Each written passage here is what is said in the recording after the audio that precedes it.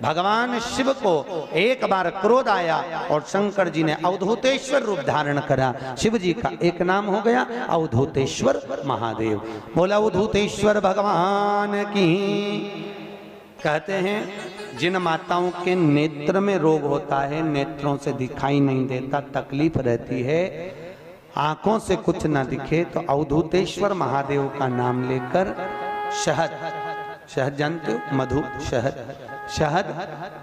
मुख्य शिवरात्रि के दिन 12 महीनों में जो एक शिवरात्रि आती है महाशिवरात्रि, उस शिवरात्रि के दिन थोड़ा सा शहद शंकर भगवान के शिवलिंग पर रात्रि को अगर 12 बजे चढ़ा दिया जाए और एक बेलपत्र चढ़ा दी जाए, उस शहद को निकाल कर लाया जाए, डब्बी में रख लो, शीशी में रख लो, उस शहद को आंखों में जैसे काजल लगाते हैं, प्रतिदिन 3 महीने तक लगातार नयनों में काजल की तरह लगाइए। नेत्र विकार मिटता है, आंखों की रोशनी बढ़ जाती है और आंखों से दिखना चालू हो जाता है। नयन विकार नैनो ये उसी में कहा है जैसे भगवान शंकर पर तुलसी नहीं चढ़ती, चढ़ती है क्या? नहीं, केवल वर्ष में एक दिन होता है जब भगवान भोलेनाथ पर तुलसी चढ़ती है, केवल वर्ष में एक दिन। कौन सा? बैकुंठ चतुर्दशी का दिन, जिस दिन भोलेनाथ पर तुलसी चढ़ती है और हमारे ठाकुर जी लड्डू गोपाल पर बेलपत्र चढ़ता है। उसको कहते हैं हरिहर मिलन। हरिहर बेलपत्र कितनी बजे चढ़ती है? रात को 12 बजे से लेकर सुबह 4 बजे तक बाबा भोलेनाथ पर तुलसी और ठाकुर जी को बेलपत्र। उसको उठाकर सुबह 4 बजे के बीच में शहद की शीशी में रख लो। जो बच्चा पढ़ने में कमजोर हो, विद्या में कमजोर हो, बुद्धि में कमजोर हो, उसको चटाना चालू कर दो। 1 महीने तक, जब एग्जाम का टाइम आए, 1 महीने तक लगातार चटाओ, बच्चा पढ़ने में होशियार हो जाता है। जो तुमने समझाया वो जिंदगी में भूल नहीं पाता है, उसकी विद्या प्रबल हो जाती है, विद्या प्रखर होती है, प्रबल विद्या।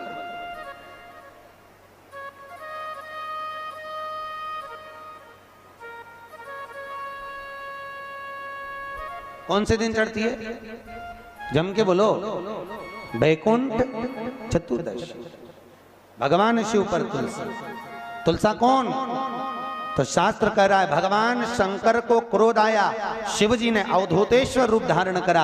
अवधूतेश्वर रूप को भगवान ब्रह्मा जी ने नारायण के कहने पर घोड़े का रूप दे दिया और उस अश्व को, उस घोड़े को समुद्र में फेंका। समुद्र में फेंकते ही उस अश्व के रूप में से शिव का एक रूप जलंधर के रूप में जन्म ले लिया। क्या नाम पड़ा? जम के बोलो। जलंधर। जलंधर का अवतार हो गया और जलंधर शिव के स्वरूप जैसा रहता है, भगवान शंकर।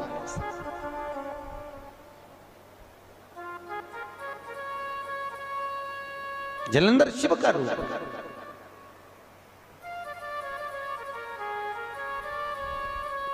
और जलंधर भगवान शंकर का स्वरूप धारण कर रहा। उसका विवाह वृंदा के साथ में हुआ। वृंदा कौन? जो माता पार्वती और शिव की आराधना में लीन रहती थी। वो शिव और पार्वती की आराधना में जो लीन रहने वाली है, शंकर और पार्वती की आराधना में 24 घंटे डूबने वाली है, ऐसी वृंदा। भगवान शिव के बिना एक क्षण नहीं दे पाते थे। दिन रात शंकर की आराधना करना, शिव में डूबे रहे। बड़ा प्रखर नियम था उस वृंदा का। भाई, शिवलिंग पर बेलपत्र चढ़ाना, जल चढ़ाना, इसका भी एक नियम होता है कि शंकर जी पे शिवलिंग पर जल कहां चढ़ाया जाता है। सबसे पहला जल अगर शंकर जी को चढ़ाने जा रहे हो तो शंकर जी के जो चरण है, जहां से पानी नीचे गिरता है, उसके सीधे वाले भाग पर, अपने हाथ का सीधा भाग, वहां जल चढ़ाओ। फिर जहां लेफ्ट भाग है वहां जल चढ़ाओ। जहां शंकर भगवान का शिवलिंग रखा हुआ है, तीसरे नंबर का जल वहां चढ़ाना चाहिए। चौथे नंबर का जल भगवान शंकर के शिवलिंग पर चढ़ाना चाहिए। पांचवें नंबर का जल ऊपर अगर जलाधारी लगी हो तो उसमें चढ़ाओ, नी हो जलाधारी तो भगवान शंकर का जहां नंदी बैठा है, नंदी का एक पांव ऊंचा रहता है, उस पांव के पास में जल चढ़ाना चाहिए। पांव जल जल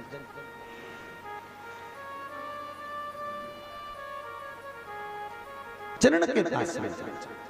ऐसे 5 स्थान दिए हैं जल चढ़ाने के लिए। शिव जी का स्नान कितनी चीजों से होता है? 5 चीजों से। पंचामृत, दूध, बोलते जाओ, दही, फिर घी, शहद, फिर शक्कर। ये 5 चीजों का प्रमाण क्या है? शास्त्र कहता है दूध चढ़ाने से घर में संतान की वृद्धि होती है। दही चढ़ाने से भगवान शिव के, अगर शिवलिंग पर हम दही चढ़ाते हैं, उससे परिवार में प्रेम बढ़ता है। क्या बढ़ता है? प्रेम। फिर घी चढ़ाने से हमारे घर से रोग दूर होता है। शहद चढ़ाने से, भगवान शंकर पर जो शहद चढ़ाया जाता है, वो चढ़ाने से घर में संपदा की वृद्धि होती है। और 5वें नंबर पर भगवान को शक्कर, खांड, जो आप जानते होंगे, शक्कर आदि पीसी हुई चढ़ा देने से, शिव जी को चढ़ाने से हमारे घर के बच्चे जिद्दी नहीं होते। क्यों कहते हैं? जो बच्चा जिद्दपन करता हो, जो बच्चा जिद्दी रहता हो, तो क्यों कहते हैं कि अवधूतेश्वर महादेव का नाम लो और उसके हाथ में शक्कर की कटोरी देकर शंकर जी पे चढ़वा दो, बच्चा कभी जिद्दपन नहीं करता। अवधूतेश्वर महादेव का नाम लेकर सोमवार की अष्टमी के दिन चढ़ाया जाता है। सोमवार की अष्टमी को अवधूतेश्वर का नाम लेकर। क्यों कहते हैं? जो बच्चा बार बार बीमार पड़ रहा हो, बार बार सर्दी हो रही हो, बार बार बीमार पड़ रहा हो, खांसी चल रही हो, बार बार हॉस्पिटल लेकर भागना पड़ रहा हो बच्चे को, छोटा सा अगर बच्चा है, 8 साल के अंदर बच्चा है और बीमार ज्यादा पड़ रहा है, तो आटे का दिया बनाओ, 4 बत्ती रखो, उसमें तिल्ली का तेल डालो, अवधूतेश्वर महादेव का नाम लेकर बच्चे के ऊपर से 21 बार उतारो और किसी चौराहे पर ले जाकर रख दो। जिंदगी में बच्चा कभी बीमार नहीं पड़ेगा, बच्चा स्वस्थ रहे, आनंद में रहे, आनंद में रहे, स्वस्थ की मूल। और वैसे भी प्रथम सुख, अरे बोलो तो, निरोगी काया।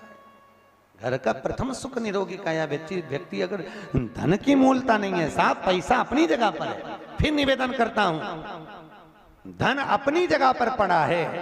सबसे पहला है परिवार में सब स्वस्थ रहें, सर्वे भवन्तु सुखी।